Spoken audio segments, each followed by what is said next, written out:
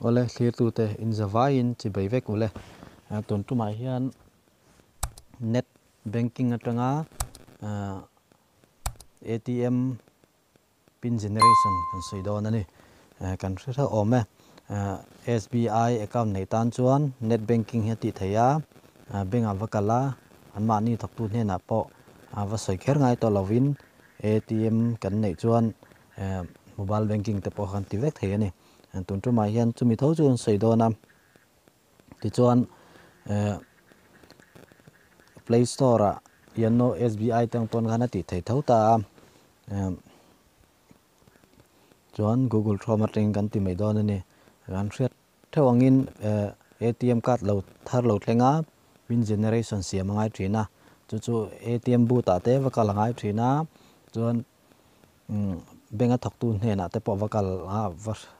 sei ngai thin ama tu tun lai a chuan kha tiang kher ngai to lova SBI hian amron chi chang plung em to a mani hmun atangin mani phone atangin banking atangin pin generation te po ti vek the ni chu tunai hian kan clear ho don ani Google Chrome atangin ka ti mai nga online SBI banking ti pon search la azong hutawa www.sbi.yono.com apo khan thei tho bokani tin kan lutanga ti chuan State Bank of India hian kan lut don ani State Bank of India hian lutanga ti chuan login a hian kan lut le don ani lutanga ti chuan continue login a hian kan lut lenga ti chuan kan username te password te captcha code te kha type angaya fill up angai ni fill up anga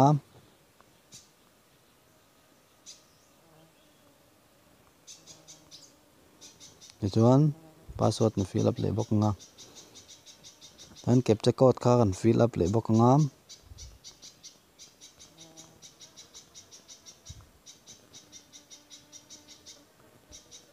ti chuan login te hian kan login don ni ta hian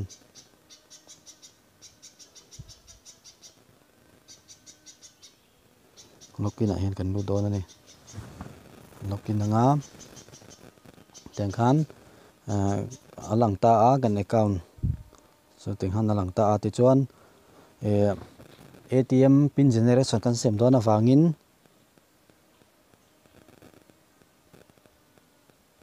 heta asir kilte pathum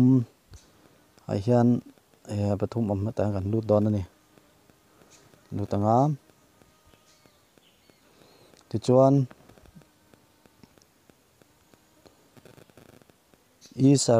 e-service te hian kan lut le don ani ta hian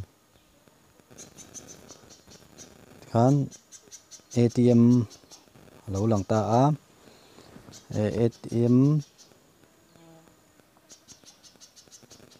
ATM service te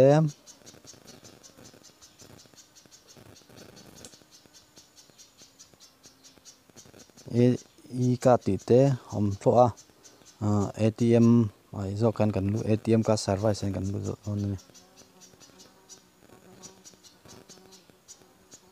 ta hian kan lu don ni lutanga teng ham ATM card kan ti bo pol pa a block dan te po kha om le zela teng han a chang tlung em ani an ti dan him chuan ATM pin generation hian kan lu don ni ta hian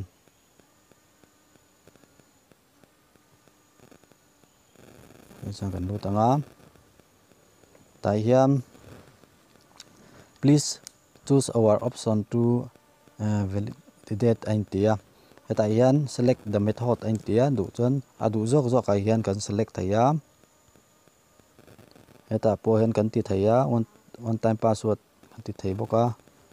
chuan ta po hian kan ti thei le thowa maro chu apan hi na zo ki ta han kan using profile password kan ti mai don teng han luta am nen luta a te han kan profile password kha kan chulut le don ne ta hian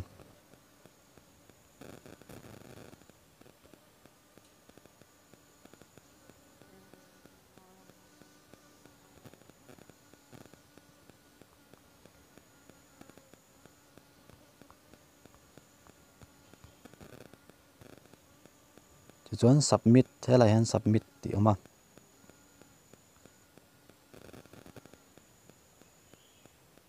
submit oma kan submit le don ni ti chuan te han lo langam ti chuan kan continue le nga chuan han lom ta am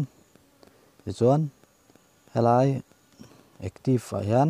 kan card number kan choose le don ti han kan submit le nga te han true digit hi hemi he kan siam chap ngai ke ma ni na ka digit ni chu kan siam chap ve ngai ni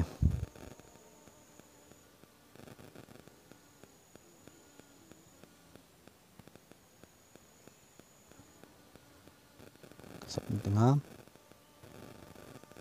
chuan SMS angin SMS in lo thleng ti han lo thlenga han te hemi hi kan siam chop hi kan type ma sa nga ti chuan a dot le SMS atanga lo thleng ha kan type le don ni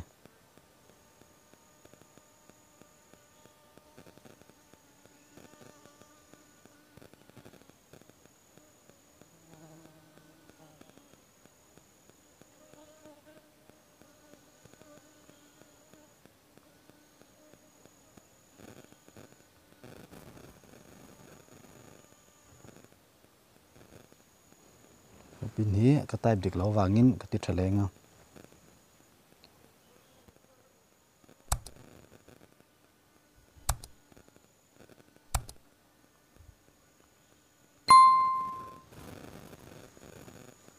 tenghan pin chu kan siam ta der ani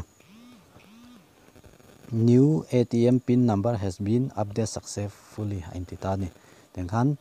ATM card kan pin generation chu kan siam fel der to a khami kha kan pin kha thai hil lawa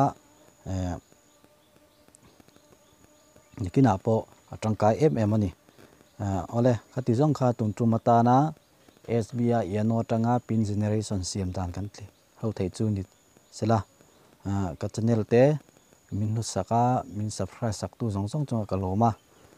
min subscribe lo te poina min subscribe sak zel tur po in ka ngen bok chu ani